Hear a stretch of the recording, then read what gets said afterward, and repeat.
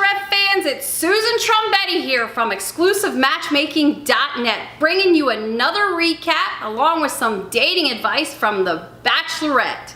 So let's start with, I'm sorry I'm in pink again. Apparently it's the only color I own. It seems that way anyway, right?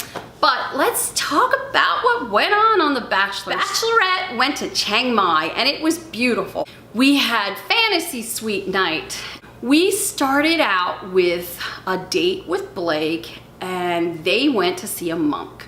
So once they reached a certain point, they couldn't touch or kiss or hold hands or do anything. I actually don't think that's good for a date, especially one of such importance there.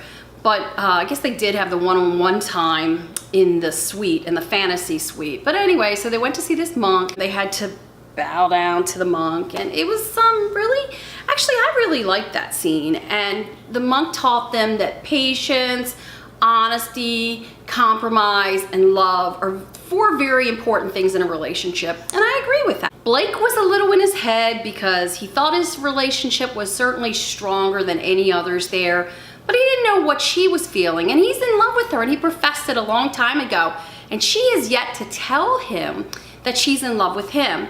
And I was really upset by that, but at the end she said, I want to reserve those 3 words for the guy that I picked. So okay. Next we had Jason, or let's just say from here on out, I'm going to refer to him as Andy Garcia because that's what somebody on Twitter called him. And I thought, wow, that's perfect. She's on her date with Andy Garcia and she starts kind of freaking out, really. And you see the producer come along and say, what? So they have to stop this date. And she says, really, when they were talking about their future, she started to, just freak out a little bit. And so anyway, she wants to give him the opportunity and they go for their dinner date. But she freaks out a little more. And, she leaves him there with awkward silence. And in the end, she comes back and she says, you're a great guy. You're just not for me. And she sends him home. So like, bye-bye, Andy Garcia, and woohoo, ladies, he's available. But there really is no but about it. He was very classy. Oh my God, he said, I'm rooting for your happiness. And she said, I just didn't want to go through any more leading him on because, it's gut-wrenching for the next week. And she didn't want to do that to him. And she really liked him. And I mean, I really liked him too. Everybody really likes Jason. She just didn't see as much of a future with him. And she didn't think they were as far along as she is with the rest of the guys.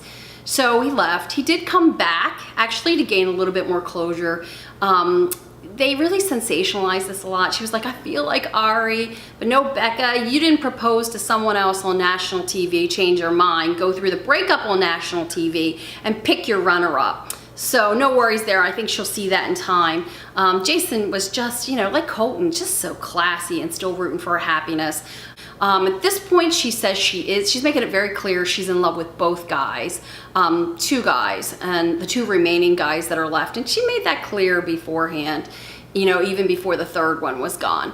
So she really sees a future with both of them, and they're much further along in their relationship. Lastly, we have Garrett, and they went rafting in the jungle. So apparently it was a Thai holiday and everybody was out there rafting on the river. It looked like a lot of fun.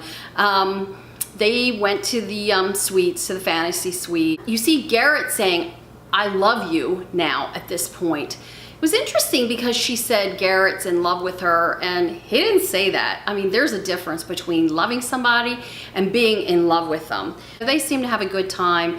Their chemistry really seems to be there, as well as the chemistry with Blake.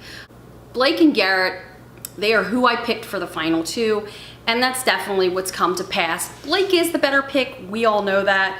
It's this mistaken sense of chemistry and familiarity that she feels with Garrett. I think she's gonna pick Garrett because of it and because he reminds her of her dad, but it's a mistake. Her picker's off a little bit, and I'll be interested to see what happens when they propose. I think they're both gonna propose, obviously. Obviously, she's gonna need to stop one of them. So that about wraps it up this week. So you can find me live tweeting on Monday nights or in the Bachelorette at exclusive_match. And check us out at exclusivematchmaking.net. Have a great week, and next week, it's the Men Tell All. That's gonna be juicy, I suppose. Feel free to subscribe to my YouTube channel and like my video.